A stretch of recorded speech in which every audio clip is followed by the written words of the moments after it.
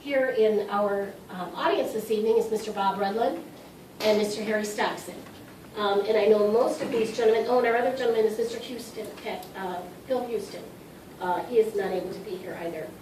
But I know that the majority of all these men have been honored to fly to Washington with the honor flight. Mr. Bob Redlund most recently back in May, first weekend in May. Bob went, and Mr. Stockson, I believe you went a year or two ago? Yeah. Pardon? A year or two ago you went on the honor flight? Yeah. You did.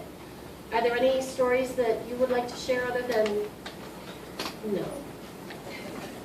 We were there.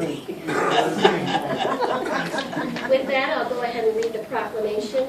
I'll also be presenting you with I don't get to see your age now. Anniversary D-Day Normandy, Land of Liberty, Village of Silver Lake Proclamation.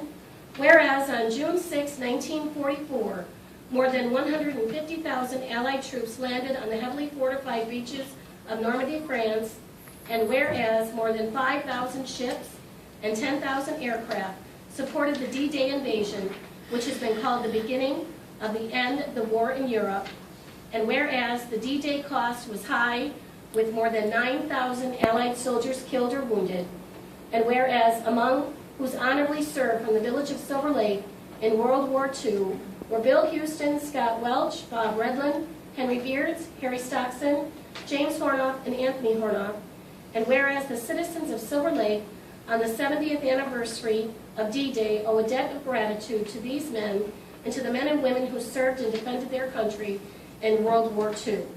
Now therefore be it proclaimed that the village of Silver Lake, Kenosha County, Wisconsin, does hereby bestow honor and gratitude upon Bill Houston, Scott Welch, Bob Redlund, Henry Beards, Harry Stockson, James Hornoff, Anthony Hornoff, and to all those who served so honorably during World War II.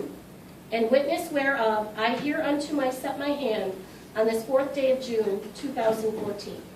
Sue Gerber, Village President, Village of Silver Lake.